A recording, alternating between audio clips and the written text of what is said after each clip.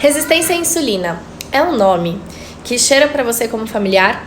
Você sabe o que significa resistência à insulina e por que as mulheres com síndrome do ovário policístico são mais predispostas a desenvolverem esse quadro ou essa situação? Esse é o tema do vídeo de hoje. Então, se você é mulher, é portadora da síndrome do ovário policístico e quer se ver livre dos sintomas e das intercorrências próprias da SOP de forma natural e sem medicamentos, vem comigo e fica até o final desse vídeo. Se você é nova por aqui, é a primeira live que você está assistindo, é o primeiro vídeo que você está tendo contato, prazer, meu nome é Carol Faria, eu sou nutricionista, sou formada também em educação física, sou coach de emagrecimento e sou portadora da SOP há 19 anos. Gente, é quase uma vida lutando aí contra a SOP e os seus sintomas. E há 3 anos eu trabalho profissionalmente cuidando e ajudando as mulheres também portadoras da SOP a se verem livres da síndrome do ovário policístico e dos seus sintomas. E é um prazer muito grande poder ter você aqui comigo na nossa live de hoje. Tem alguém aqui que está assistindo pela primeira vez? Deixa um oi para eu saber quem é você.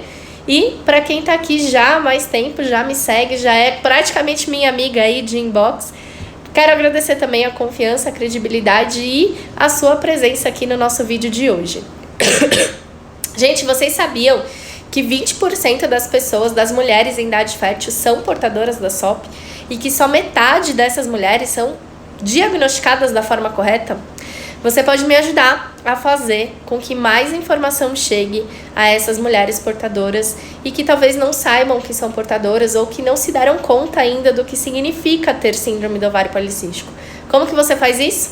Clicando nesse aviãozinho que está aqui embaixo e enviando esse vídeo ao vivo para as pessoas que você conhece. Lembrando que temos live aqui no Cantinho da Nutri, todas as terças e quintas às 9 horas da noite e domingo em algum momento do dia. Como que funciona essa live do domingo?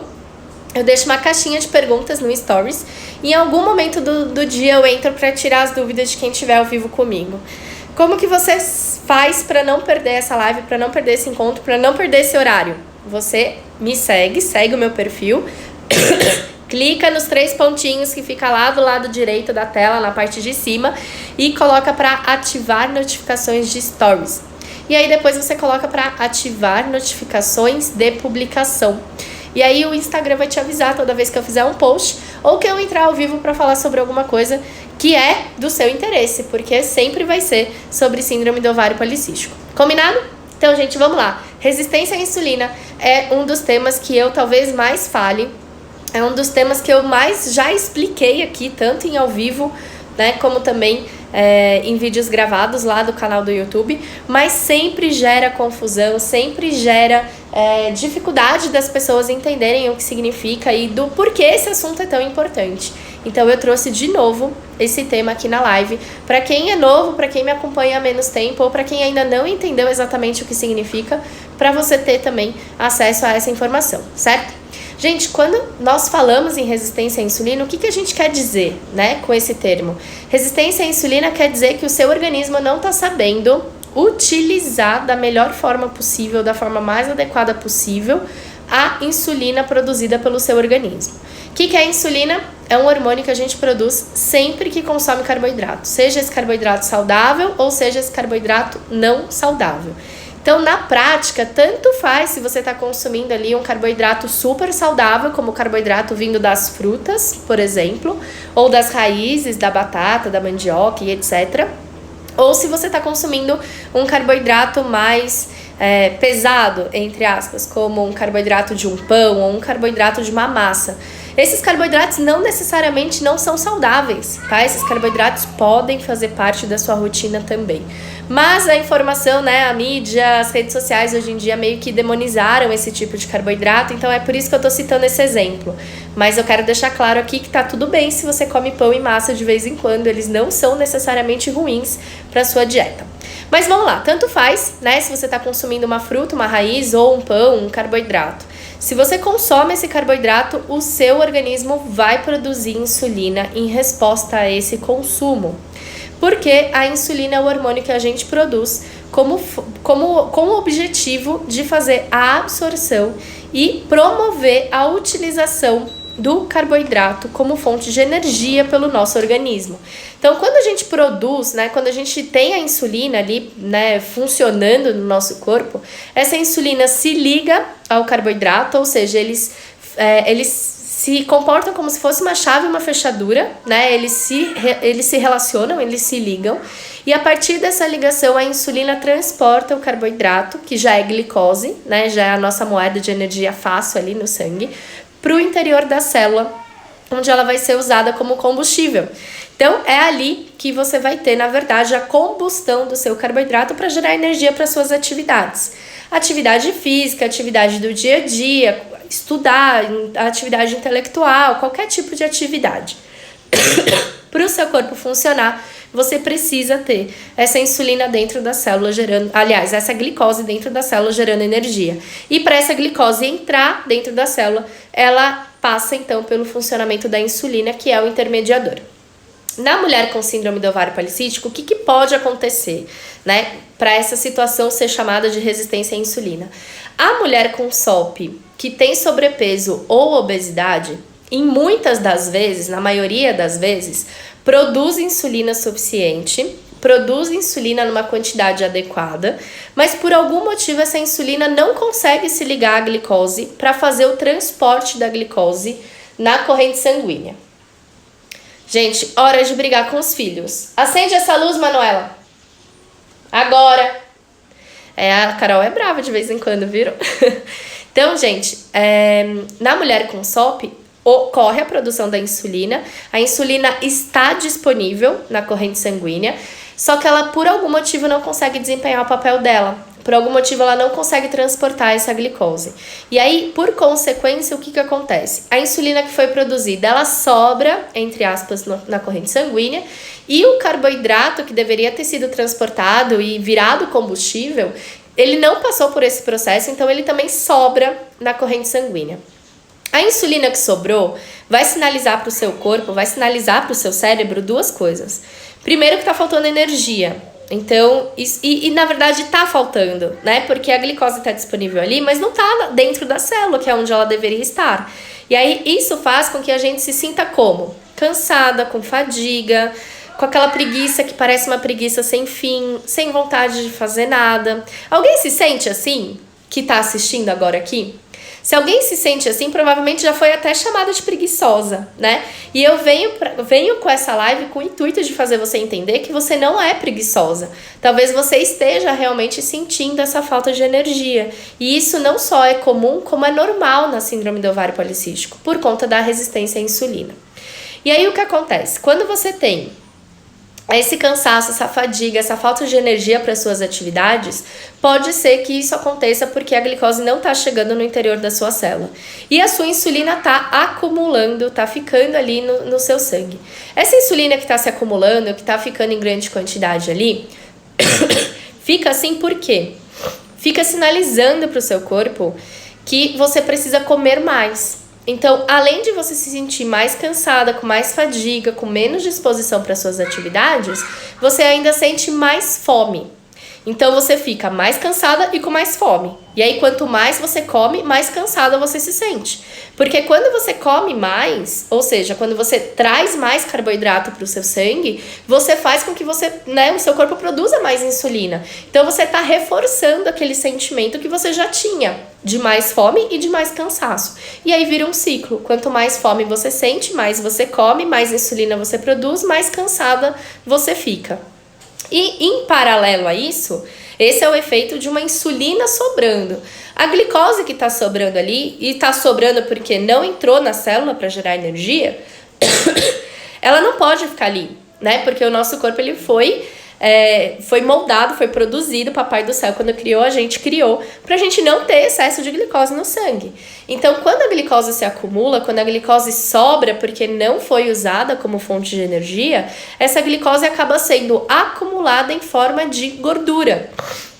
Então, é por isso, esse é um dos motivos pelos quais você tem facilidade em ganhar peso, tem facilidade em aumentar os depósitos de gordura, acaba tendo inclusive mais gordura na região abdominal. Isso é muito característico da síndrome do ovário policístico com a presença da resistência à insulina.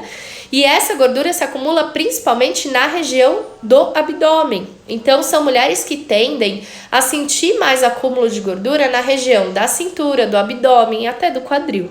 Tá? Então isso é muito característico da resistência à insulina. Gente, eu tô vendo, né, vocês comentando aqui que a live tá ruim, a internet tá ruim e tal. A minha internet tá com nível máximo, tá? Então talvez seja a internet da onde vocês estão. O Brasil todo tá passando por um período de chuvas, de frio e tal. Hoje mesmo, por exemplo, eu não tava conseguindo conectar meu WhatsApp no WhatsApp Web. Então pode ser por conta disso, tá? Mas a minha internet aqui tá com sinal máximo e tem algumas pessoas dizendo que a transmissão tá boa.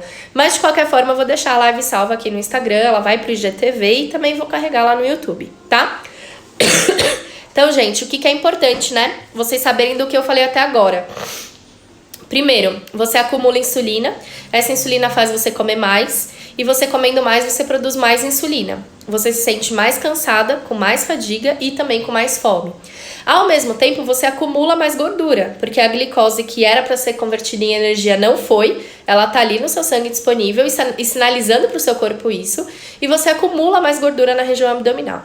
Gente, essa é a situação mais comum e mais esperada em mulheres que têm síndrome do ovário policístico, que vivem, né, com a questão do sobrepeso e da obesidade. Mulheres que têm tendência a ganhar peso com facilidade, que para conseguir controlar o peso ou ter um peso saudável, precisam se esforçar, de repente, mais do que a média das mulheres. Normalmente é isso, tá? Nas mulheres magras, quem aí tem SOP e é magra? Coloca eu aqui nos comentários. Gente, parece contraditório falar isso, né? Que a mulher com SOP pode ser magra. Só que, gente, não, tá? 30% das mulheres com SOP não tem sobrepeso e obesidade. E nunca tiveram. Então, é um quadro muito comum. A síndrome do ovário policístico em mulheres que não têm sobrepeso e obesidade. E eu já vi no meu consultório pacientes me dizerem que o médico, gente, médicos, ginecologistas ou qualquer outra especialidade ali, chegou ao absurdo de dizer para essa pessoa que ela não tinha SOP porque ela era magra. Como se só as mulheres com sobrepeso e obesidade pudessem ter síndrome do ovário policístico. E, gente, isso não é uma verdade, tá? A SOP também é presente em mulheres com peso normal, com peso saudável, com mulheres que nunca tiveram excesso de peso.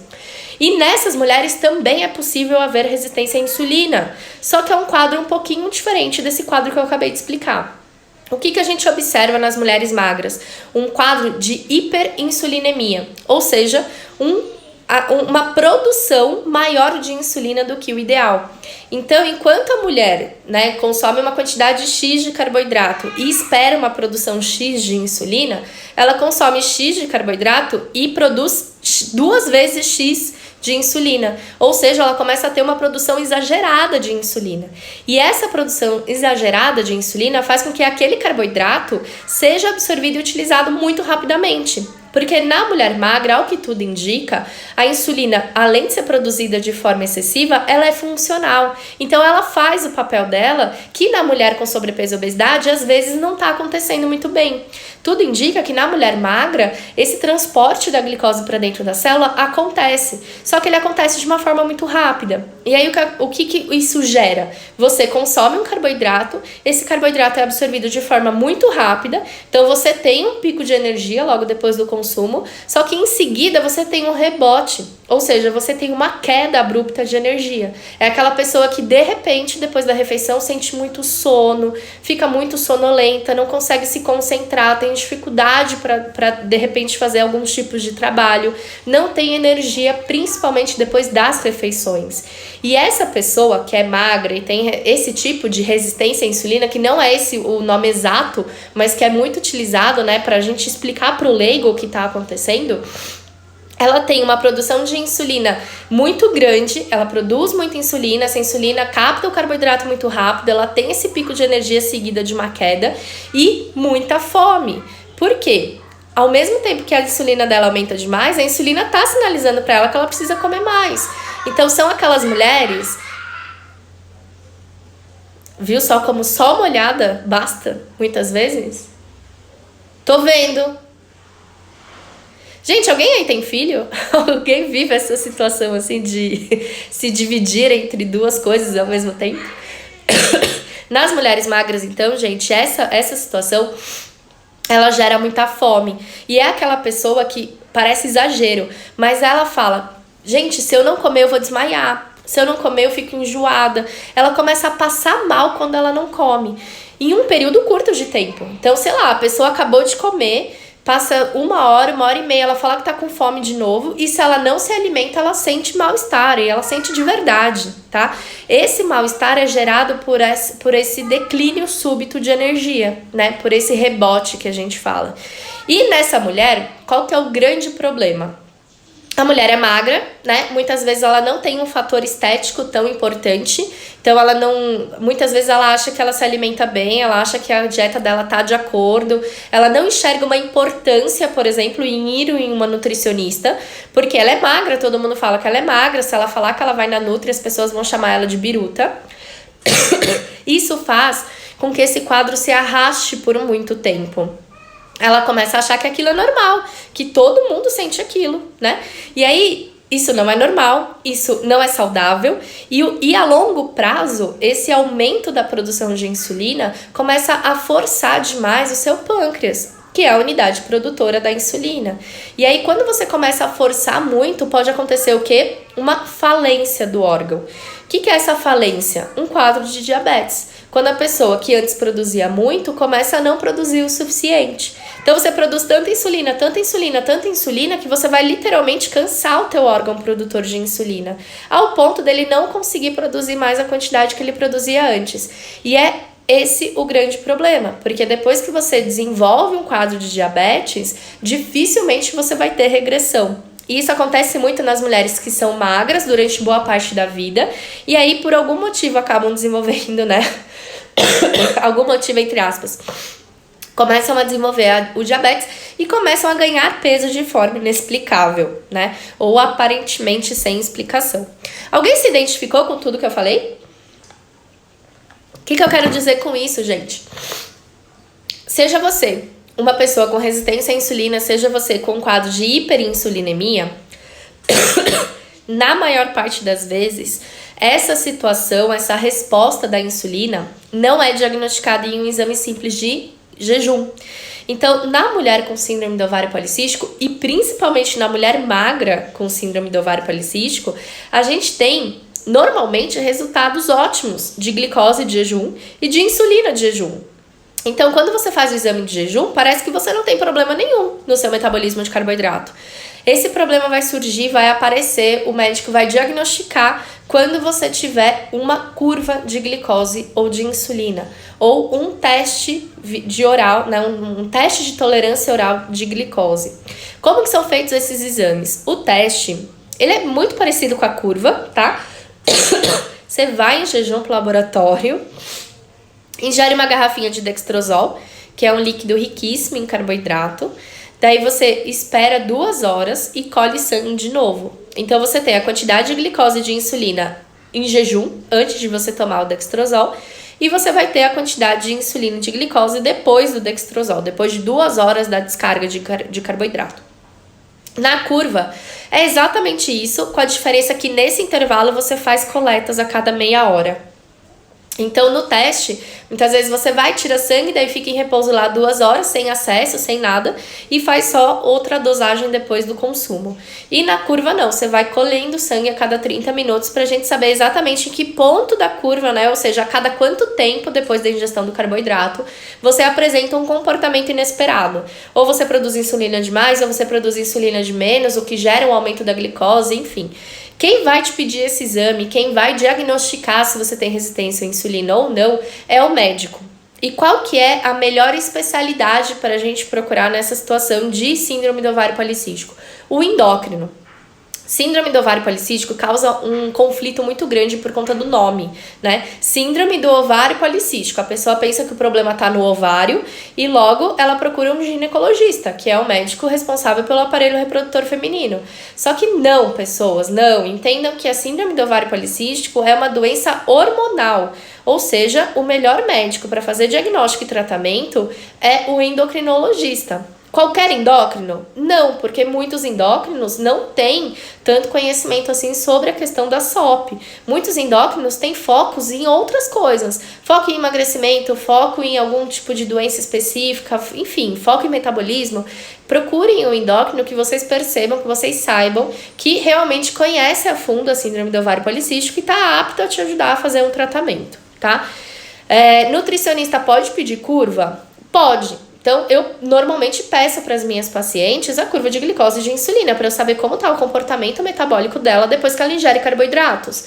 Só que qual que é o grande problema? A nutricionista, eu e qualquer outra nutricionista do mundo, pode solicitar o exame, pode receber o resultado, pode saber interpretar, porque existem vários cursos que nos dão essa aptidão, só que a gente simplesmente vai pegar esse resultado e vai aplicar isso que a gente viu, isso que a gente entendeu na dieta, na conduta nutricional da pessoa. Então, se eu pego um teste oral de tolerância à glicose ou uma curva de glicemia da minha paciente e vejo que ela tem resistência à insulina, eu vou direcionar a dieta dela para o tratamento dessa resistência à insulina. Mas eu, como nutricionista, não posso falar para ela, olha, você tem resistência à insulina por causa de XYZ, porque o nosso conselho não permite. Tá? Então, todo profissional da nutrição é guiado pelo CRN, que é o Conselho Regional de Nutricionistas, e pelo nosso código de ética, a gente não pode fazer diagnósticos. Então, é por isso que muitas nutris solicitam os exames, pegam os resultados, mas não podem diagnosticar vocês, não podem falar para vocês o que vocês têm. De qualquer forma, é importante ter um médico no tratamento, tá? Por quê? Resistência à insulina, vocês viram que tem tudo a ver com o que a gente come, né? Porque a insulina é um hormônio produzido depois do consumo de carboidratos. Quem vai ditar a quantidade de carboidrato ideal para você consumir, o tipo de carboidrato ideal para suas refeições, a cada quanto tempo você vai ingerir carboidrato, qual momento do dia você vai ingerir carboidrato é a Nutri, né? Nutricionistas são os únicos responsáveis, os únicos profissionais aptos a prescreverem dieta, tá? Você pode ir no médico, nutrólogo, que ele não pode dar cardápio para você. Ele pode te orientar em relação à parte medicamentosa do seu tratamento, que tem a ver com a sua rotina alimentar, mas ele não pode prescrever dieta. A única pessoa que pode prescrever dieta é a Nutri, é a nutricionista. Então, quando se tem resistência à insulina, é primordial você ter uma nutricionista para te orientar quanto ao tipo de carboidrato que você vai consumir, a quantidade, os horários, como que você vai distribuir isso no seu dia. Mas é importante também ter um médico endocrinologista que entenda dessa questão da resistência à insulina ligada à síndrome do ovário policístico, porque em alguns casos, mesmo com a dieta, a pessoa continua tendo resistência à insulina, tá? Isso é mais raro. Não é a maior parte das pacientes, mas existem algumas mulheres que fazem dieta, que treinam, que dão a alma para o resultado acontecer e elas não apresentam resultados satisfatórios. Ela não consegue perder peso, ela não, mesmo fazendo dieta, mesmo treinando, parece que aquele peso tipo estacionou nela, que ninguém mais tira. Isso é normal, isso é comum acontecer. E é por isso que a gente precisa ter um médico bom do nosso lado para saber diagnosticar quando essa situação é verídica, quando isso está acontecendo com a paciente, e optar por um medicamento, às vezes, que vai ajudar essa pessoa a sair dessa situação e começar a ter resultado, tá? Gente, não é feio, né? Nessa situação, você depender de um remédio para melhorar o seu metabolismo, para você realmente conseguir ter um resultado. Não é a maioria dos casos, mas pode acontecer. Então, não se culpe se você é portadora da SOP, se você já teve por algum médico o diagnóstico de resistência à insulina, ou se você se identifica com o que eu falei em relação a sentir muita fome, muito cansaço, ter um pico de energia seguida de um decréscimo muito grande de energia, um rebote muito grande. Vai procurar um médico para poder te ajudar. E é claro que tem aqueles médicos que são tendenciosos a sempre passarem um tratamento medicamentoso. Eu acho que não precisa. Eu acho que a gente tem que tentar primeiro com a dieta, a gente tem que tentar primeiro com a forma natural de se tratar. E aí, se de repente não der certo, se a pessoa realmente não respondeu, se o resultado não for satisfatório, testar algum tipo de medicamento que favoreça esse resultado.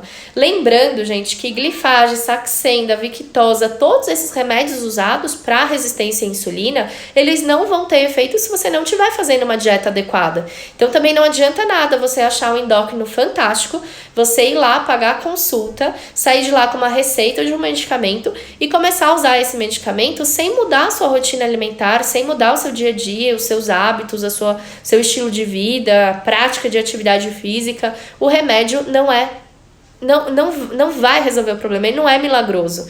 E não utilizem, por favor, medicamentos como forma de bengala, tá? Tem muita gente que usa o remédio, tipo, como uma forma de bengala, de muleta, né? Tipo, como se só ele fosse fazer um resultado. E não vai.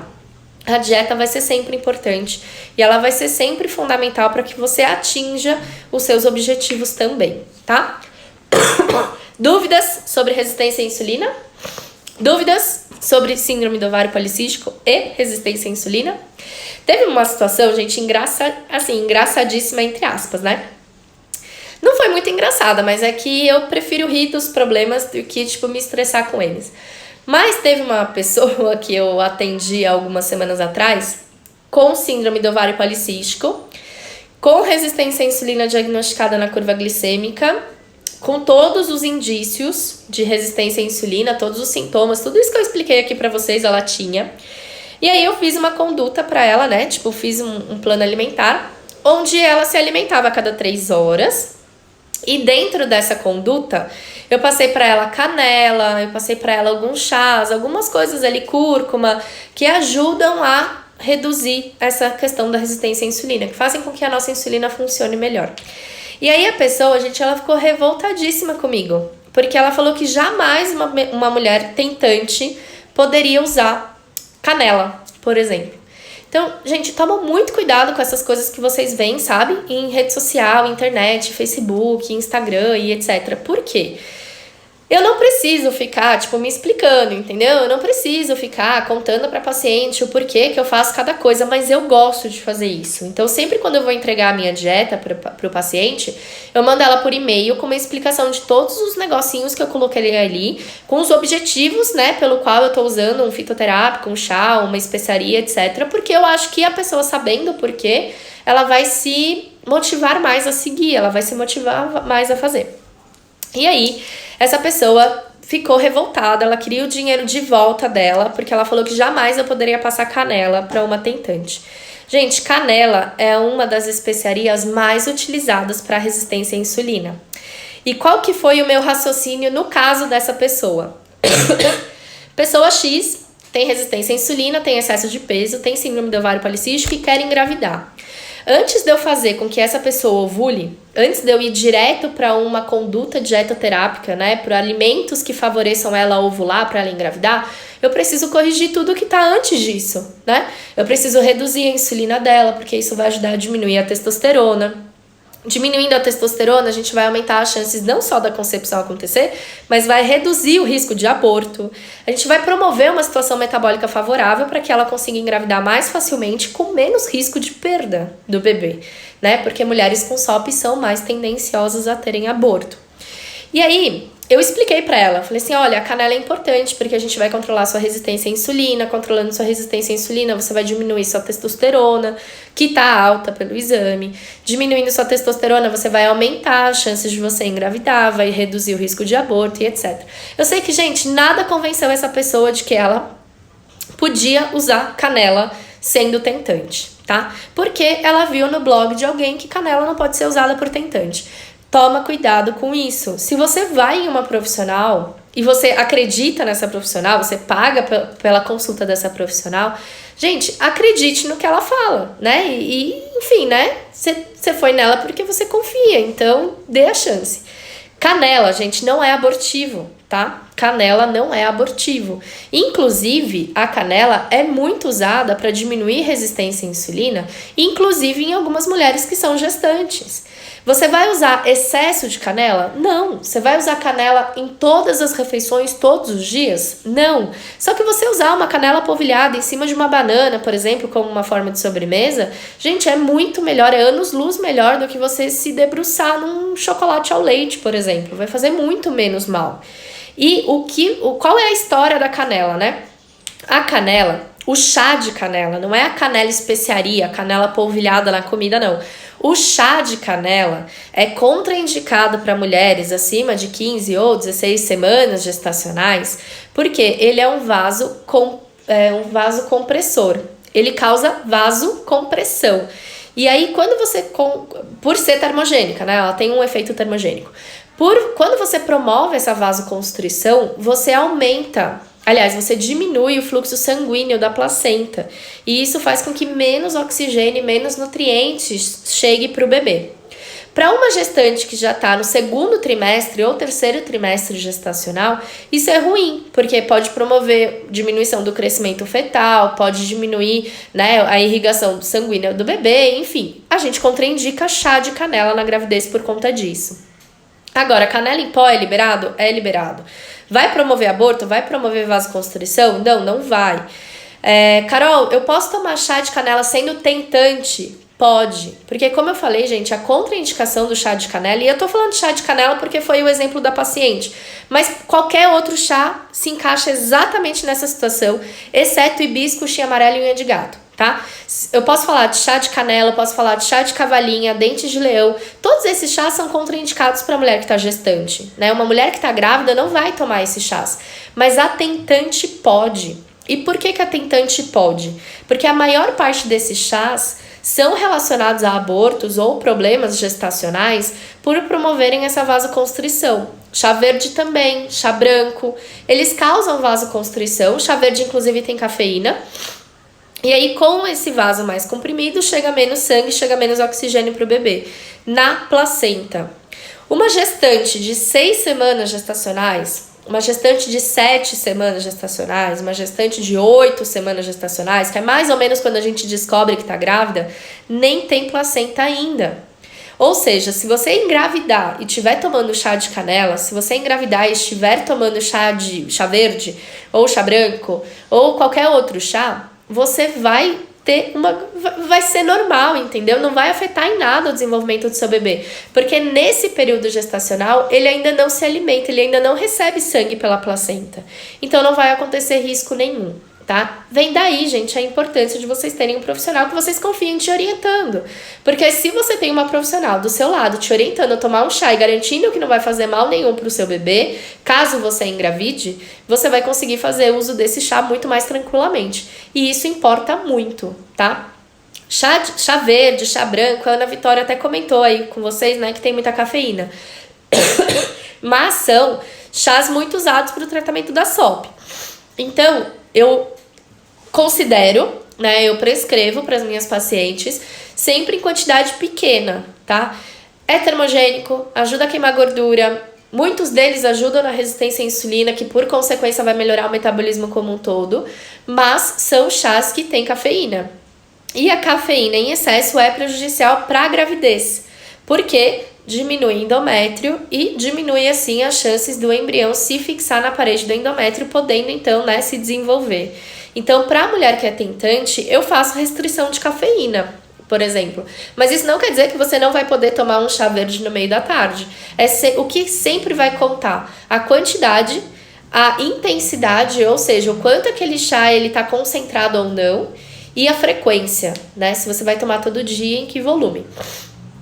Hibisco, gente, ele é contraindicado para tentante porque além de promover, né, o afinamento do endométrio, dificultando o embrião a se fixar ali, poder se desenvolver, alguns estudos científicos também equiparam o hibisco a um mutador genético, como se ele pudesse fazer uma mutação genética no feto e causar problemas no desenvolvimento do embrião.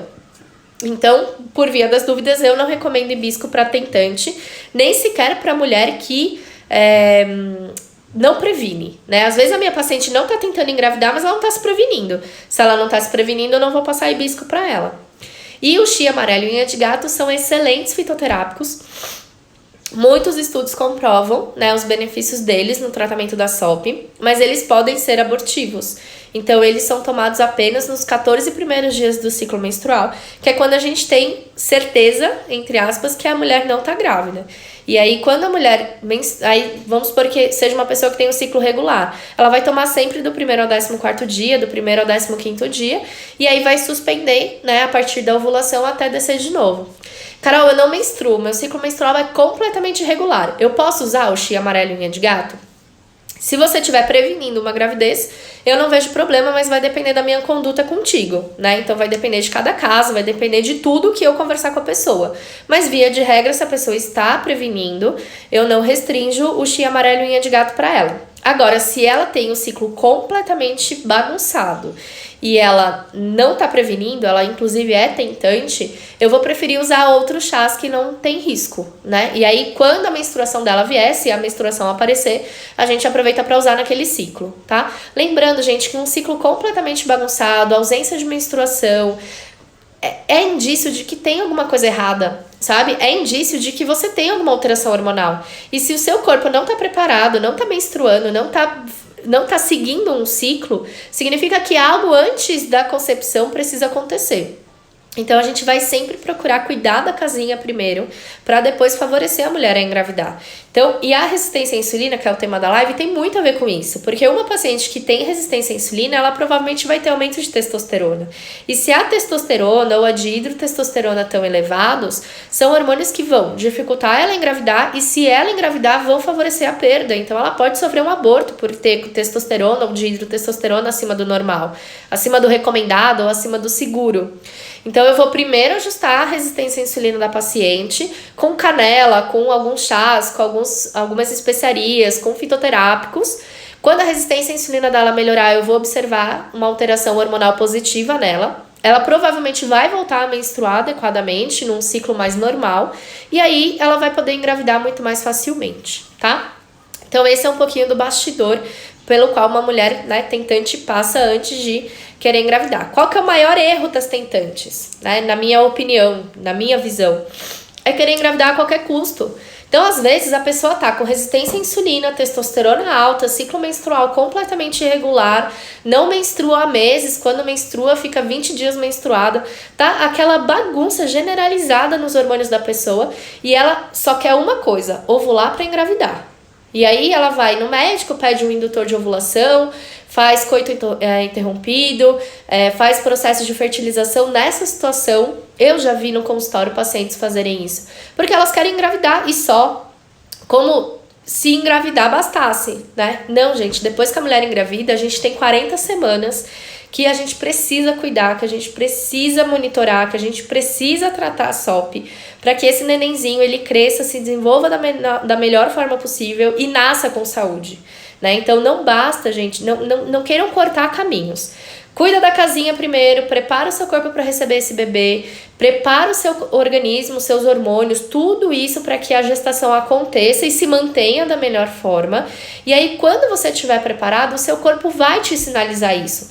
Vai sinalizar como? Com muco ovulatório, com sintomas de ovulação, com aumento da temperatura basal no período da ovulação, com às vezes cólica de ovulação. Você vai sentir que você está ovulando, você vai perceber muito melhor o teu corpo, você vai ter ciclos menstruais mais regulares e vai engravidar sem precisar usar um indutor, sem precisar forçar o seu corpo a ovular a qualquer custo. Vi uma pergunta aqui passando, né? Quem tem SOP desenvolve câncer? Gente, não é uma regra, né? Nem toda mulher com SOP desenvolve câncer, graças a Deus. Mas ficar muito tempo sem menstruar, ter amenorreia, ter muitos ciclos, né, ausentes, favorece o desenvolvimento de câncer, tá? De endométrio. E isso é bem sério, né? Então é por isso que a gente tem que tomar cuidado, principalmente quando o nosso corpo está mostrando pra gente que tem algo de errado. A natureza não fez a mulher para menstruar a cada 30 dias, 28 dias, 34 dias. Se a natureza fez a gente para menstruar a cada 30 dias e você tá há 6 meses sem menstruar, gente, alguma coisa tá de errado. Você precisa ir ao médico, você precisa fazer o diagnóstico do que tá acontecendo e você precisa tratar as alterações que porventura você descubra para que você consiga, então, ter mais saúde, mais disposição, mais bem-estar e uma gravidez saudável, tá bom? Gente, obrigada. Eu sei que não foi a melhor live para todo mundo, né, em quesitos de internet, de transmissão e tudo mais, mas terminando aqui eu já subo a live pro YouTube e aí vocês podem assistir lá na íntegra, tá bom? Tô recebendo aqui o programa Ser Mãe hoje. Eu vi enquanto eu tava falando que alguém colocou, né, que acabou de se inscrever. Quem se inscreveu no programa Ser Mãe hoje, seja muito bem-vinda. Eu acredito que não é por acaso, né? Essa semana a gente tá com 13 novas grávidas nos grupos. e nos programas. E isso com certeza é um sinal de Deus falando, Carol, não para, continua, você tá no caminho certo, fica com a sua consciência limpa e só continua, né? Só faz. E foi o que eu fiz essa semana. Gente, sou eternamente grata pela confiança que vocês disponibilizam, né? Pela confiança que vocês me dão, que vocês depositam no meu trabalho. Quem se inscreveu no programa Ser Mãe, seja muito bem-vinda. Eu não falei com o grupo ainda, né? Vocês já estão lá no grupo, mas eu ainda não falei nada. Porque até segunda-feira pode ser que entre novas pessoas, mas eu vou gravar um áudio pra vocês daqui a pouquinho. E pra quem ainda não se inscreveu, pelo menos até eu começar a live, a gente ainda tinha vaga. Então, se você é mulher, tem SOP, tem endometriose ou não tem nada, mas quer engravidar com mais saúde, com mais disposição, com mais energia, com mais vitalidade, com mais chance dessa gravidez dar certo, você pode se inscrever ainda no programa Ser Mãe. Eu deixei um link lá nos meus stories para você cair num grupo à parte, né? Onde a gente, eu e minha equipe, vamos te explicar como que é o programa e vamos te dar a oportunidade de se inscrever e de entrar na turma que começa essa semana com um desconto super bom, né? O valor tá bem acessível, não contem qual é o valor, porque é surpresa, mas quem tem interesse em conhecer o programa, corre lá que ainda dá tempo, tá bom? Gente, fiquem com Deus. Não sei se domingo eu vou poder fazer live, tá? Porque amanhã eu vou viajar a trabalho, né? Viajar para estudar, para me aperfeiçoar, para conseguir trazer mais e mais novidades para vocês. E tudo vai depender de como for a internet do hotel onde eu vou ficar. Eu já fiquei hospedada nesse hotel, mas eu não lembro como que era a internet lá. Eu não lembro se tinha um Wi-Fi bom pra gente usar. Mas eu vou tentar, tá? Não fiquem chateadas comigo se de repente domingo não ter live. Mas eu vou tentar, do fundo do meu coração, fazer uma live fantástica pra vocês de perguntas e respostas no domingo. E até lá, pra quem tá no programa Ser Mãe, pra quem tá no programa de combate à SOP, vida normal, vou continuar falando com vocês, tudo segue normal, tá bom? Beijo, fiquem com Deus e até a nossa próxima live.